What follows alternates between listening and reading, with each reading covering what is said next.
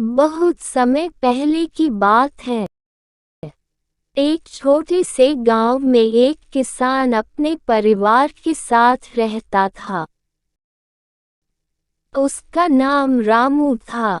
रामू एक ईमानदार, मेहनती और आत्मनिर्भर व्यक्ति था। उसके पास थोड़ी सी जमीन थी, जिस पर वह खेती करके अपना और अपने परिवार का गुजारा करता था। रामू के 3 बेटे थे, रवि, मोहन और श्याम। रामू चाहता था कि उसके बेटे भी मेहनत करना सीखें और अपने जीवन में आगे बढ़ें।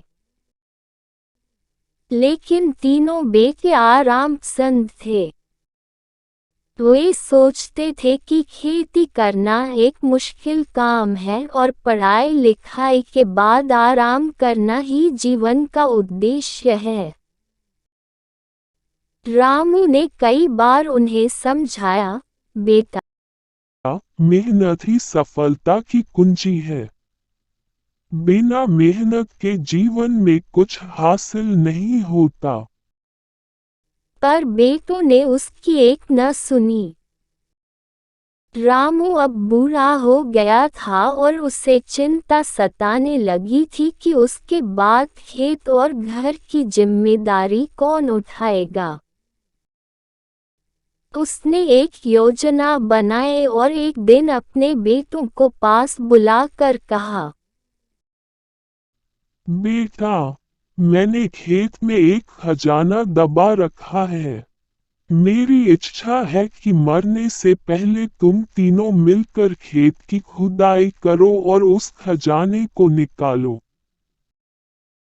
बेटों की आंखों में चमक आ गई। खजाना मिल जाएगा तो जीवन आराम से कटेगा। यही सोचकर वे अगले ही दिन खेत की खुदाई में लग गए। उन्होंने खेत को कोना कोना खोद डाला, मगर उन्हें कोई खजाना नहीं मिला।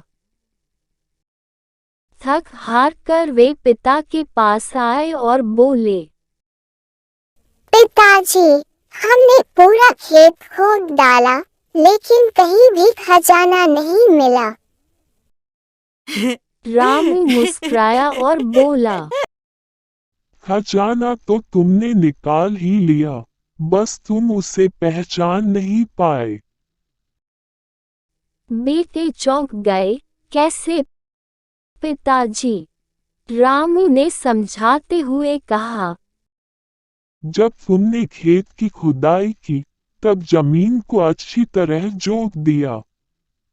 अब उसमें बीज बो दो, इस बार तुम्हारी फसल बहुत अच्छी होगी। मेहनत का यही असली फल है, परिश्रम का प्रतिफल।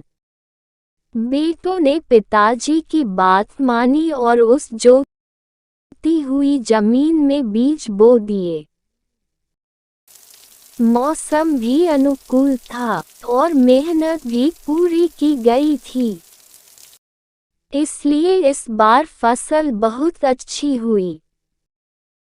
उन्हें पहले से दुगुना अनाज मिला और मुनाफा भी अच्छा हुआ। अब बेटों को समझ में आ गया कि असली खजाना मेहनत में ही छिपा है। उन्होंने आलस्य छोड़ दिया और अपने पिताजी के साथ मिलकर खेत में काम करने लगे। धीरे धीरे वे आत्मनिर्भर हो गए और गांव में उनकी ईमानदारी और मेहनत की सराहना होने लगी। सीख, इस कहानी से हमें ये सीखने को मिलता है कि मेहनत का फल मीठा होता है।